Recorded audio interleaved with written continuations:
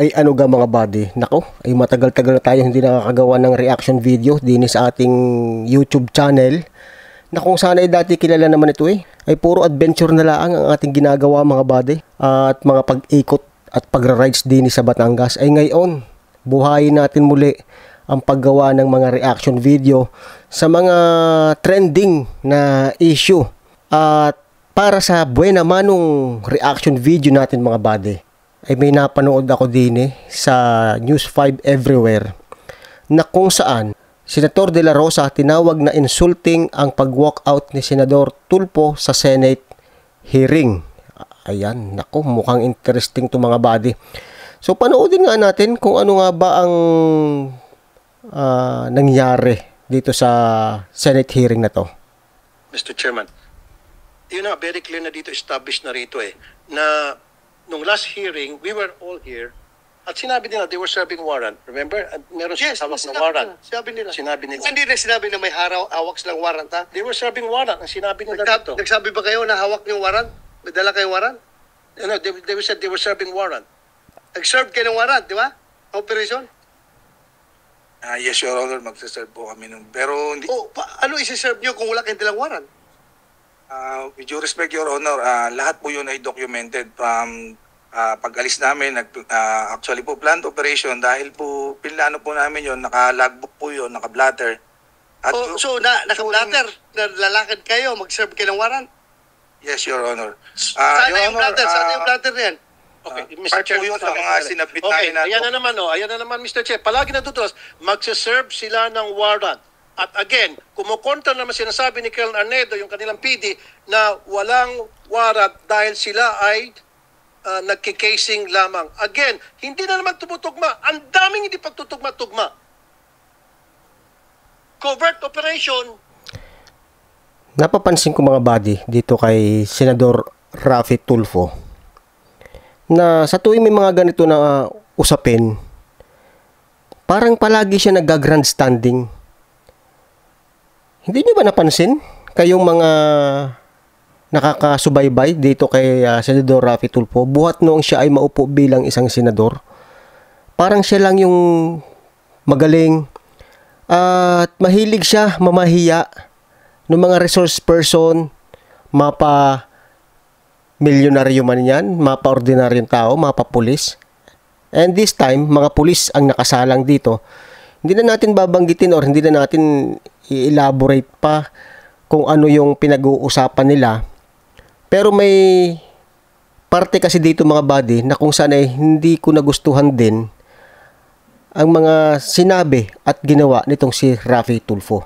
Hindi, hayaan mo siya magsalita. Let him speak. Do not stop him. Isa ka pa. See, sandali, hindi. I'm not talking to you, sir. Colonel po.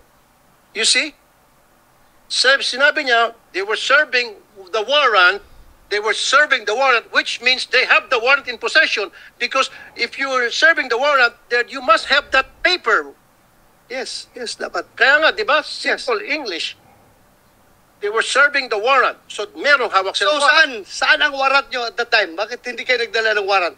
According to your dala po PD. ng warrant officer ko, Your Ha? Honor. Ako po yung sinasabi lang hindi may dala, pero yung warrant officer ko po ay meters lang po ang layo sa akin. Sinong warrant officer nyo? Alam niyo mga buddy, binoto ko pa itong si Raffy Tulfo. Sa totoo lang. Kahit na may mga video tayo na lumabas na siya yung topic natin, yung mga pamamahiya niya. Nung tumakbo ito sa Senado, ibinoto ko ito Police Corporal Joel Dicen po, Your Honor. Ikaw? Yes, Your Honor. May dala kang warrant yung time na yan? Nasa bulsa ko po, Your Honor, kasi po magsaserve po kami ng warrant of arrest. Kaya nga, paano kayo magsiserve kung walang warrant? So, dala-dala yung warrant. Dala po namin, Your Bakit Honor. sabi mo na walang warrant? So pakinggan nyo munang mabuti mga buddy yung mga sasabihin ni Raffy Tulfo bago siya mag-walk out. At ano ang naging reaksyon ni Senador Bato de la Rosa sa ginawa niya? Magbabalidate pa lang kami that time, Your Honor, nung... Sandali. Mr. Chair. Bakit mo sinabi na walang warrant? Mr. Chair, alis na lang ako rito. Hindi ko matiis. Nakikita ko na parang itong mga pulis pinagluloko. I'm sorry, I have to walk out. Hindi ko kaya to. Ayun, umalis na. Umalis na, nag-walk out na ang magaling na senador na si Senador Raffy Tulfo. Actually, may mga napanood pa tayo na sinabi dito ni Senador Raffy Tulfo, yung tungkol sa pagbe-baby ng mga pulis. Kapag pulis daw ang mga na-involve ay binibaby. So, sinong pinatatamaan niya dito? Si Senador Bato de la Rosa? Ganun ba? Kasi ito si Senador Raffy Tulfo, napansin ko mga buddy, na palagi nagka-grandstanding. Tapos kapag may nag-complain sa kanya, yun agad ang paniniwalaan niya. At yung mga inaakusahan ay doon pa lamang sa pakikipagpulong sa kanya ay hinuhusgahan na niya. So, hindi muna ba i-confirm or hindi ba muna kausapin o kuhanin ang side? Kaya yung mga tao, lalo na dito sa Senate hearing, hindi naman tayo mahilig manood dito, pero may mga ilang beses din na natitsyempuhan natin na nagsasalita si Senador Raffy Tulfo. Ang galing mamahiya, mga buddy. Para bang siya yung hukom, siya yung batas. Ngayon, kapag kinontra mo siya, ayun, yari ka. So dito, hindi niya nagustuhan yung mga sinasabi ng pulis o yung paliwanag ng mga pulis. Ayun, nag-walk out siya. Hindi na ba siya nahiya? O hindi ba na lang niya binigyan ng kahihiyan yung kanyang mga kasamahan sa Senado? Di ba nagtatrabaho itong mga to? Bakit ganun ang ginawa ni Senador Raffy Tulfo? So ano kaya ang magiging reaksyon dito ni Senador Bato de la Rosa? So yan, umalis na siya. Dahil patuloy tayo, tuloy. The worst thing na Ito. sabihin sa akin, binibibaby ko kayo, ay hindi ko matanggap-tanggap yan. Na binibaby ko. What's the use of... So yun So nasaktan doon si Senador Bato de la Rosa doon sa sinabi ni Senador Raffy Tulfo na kung saan pag pulis binibaby na ganun. Sino ba? 'Di ba naging dating Chief PNP itong si Senador Bato de la Rosa.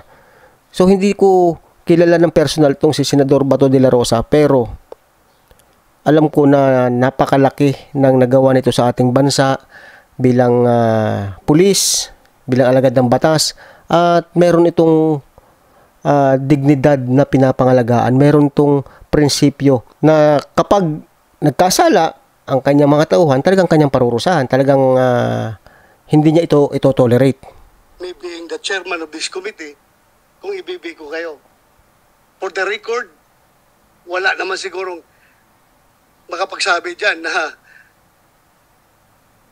sinong pinakamaraming na contempt na pulis dito sa Senado. Yan nga Kaninong komite pinakamaraming na contempt na pulis at saka mga witnesses? Ako. Kaya wala akong pakialam kung sino kayo, kung dati ko kayong tao, basta kamali kayo, dapat mamalasing kayo sa akin. yun. Pero pag kayo naman gumagawa ng tama, hindi na ako papayag na wawalang hiyain kayo. Ayan. Di ba? Fair lang tayo dito. Fair. So sino kaya ang pinatutungkulan dito ni Senador Bato de la Rosa? Sino ba yung magaling mamahiya ng mga resource person? Ayaw kong sabihin, porque dati akong pulis, bibibihin ko kayo? No. Record shows. And record will vindicate me na ako ang pinakamaraming pinakulong na pulis dito sa Senado. Ako ang pinakamarami. Pero record shows also, kapag nakita ko na ang pulis ay totoo ang sinasabi, Yun. ay by all means, dipinsahan ko rin yung pulis. Di ba? Yan ang talagang leader. Bakit naman wawalang hiyain yung pulis kung dapat hindi dapat wawalang hiyain? Tama. Ganun lang ako, fair lang ako dito. Wala akong pinapaboran dito.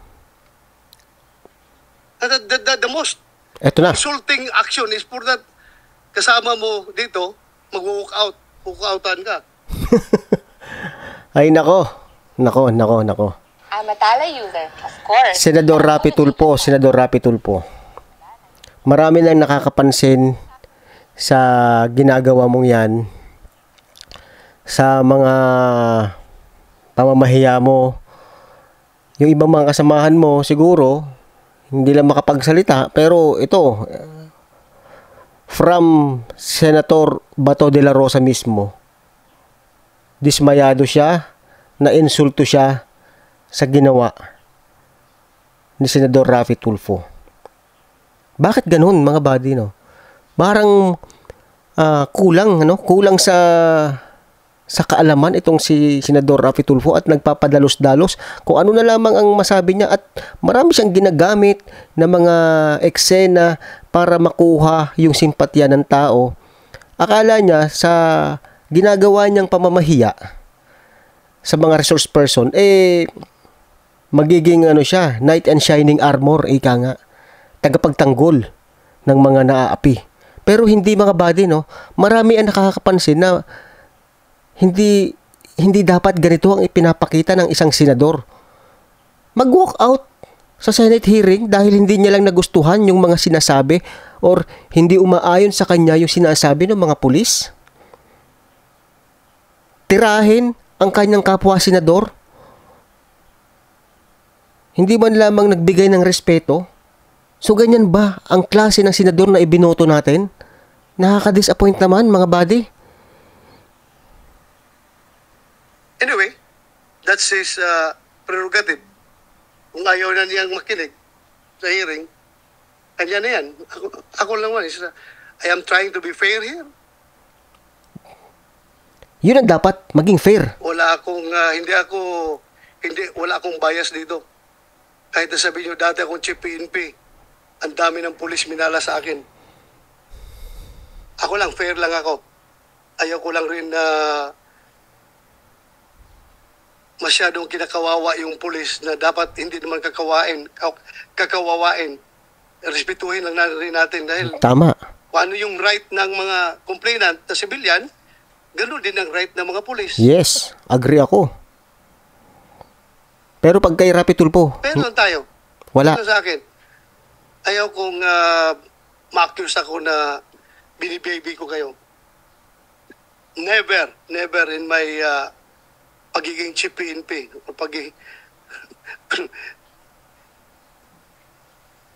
mayroon na magsalita dito. Everything is recorded. If you know me, you will realize, para sa inyo nakakilala sa akin, if you know me, you will really know me. Yan. Kita nyo yan? Na-insulto. Si Senador Bato. Sa pag-walk out na yon. Hindi ko lang matanggap-tanggap, for the record, na kayo ay pinagmumura dito. Yan. Ha? Ayaw na ayaw ko mumurahin yung taong naka-uniforme, mumurahin, wawalang hiyain. Yan ang hindi ko matanggap-tanggap. Kung dapat kayo murahin, doon sa labas. Tama. Huwag dito sa hearing. Kaso, hindi ganyan ang style ni Raffy Tulfo, mga buddy. Talagang, itong ginawa natin na to, buena mano si Raffy Tulfo. Wala, sayang yung boto ko, mga buddy. Ang daming mga deserving na senador na pwede nating iboto. Hindi kagaya nito. Parang pinaparamdam niya kung gaano yung kapangyarihan na nasa kanyang mga kamay sa pagiging isang senador. Na kunwari ay para siya sa mga mahihirap, pinagtatanggol niya mga mahihirap, pero kita nyo naman kung paano mamahiya siya ng mga resource person. Ay yung ang isang bilyonaryo, mga buddy, napanood ko rin nung isang araw ata kung maipahiya niya kung akusahan niya. Isang nire-respetong tao, tapos mumura-murahin lamang, pagsasabihan ng ganito, ng walang habas ni Raffy Tulfo. Diba? Nakakababa ng pagkatao yon. Nakakababa ng tingin sa sarili. Pero tingnan naman niyo, ano ang mga alam natin na kwento dito sa buhay ni Raffy Tulfo? Hindi naman siya righteous man. Nagkakamali din siya, may pagkakamali din siya, pero ayun, ginagamit niya ngayon yung kanyang posisyon bilang senador para mamahiya, ipakita yung kapangyarihan niya, which is mali para sa akin. So sana hindi tayo pag-initan ni Senador Raffy Tulfo sa ating ginagawa. Kasi tayo, naniniwala na meron tayong freedom of speech at as long na yung aking inilalabas dito na opinion ko ay nasa boundary lamang, kumbaga nasa level lamang na hindi tayo nakakasakit at hindi tayo nagiging threat sa buhay ng isang tao, walang problema dyan. So marami pa tayong gagawin ngayon na reaction video at expect nyo na itong ating channel ngayon, magsisimula tayo sa mga reaction video muli, sa mga trending na issues, sa mga nangyayari sa ating bansa. So yun lang mga buddy, maraming salamat.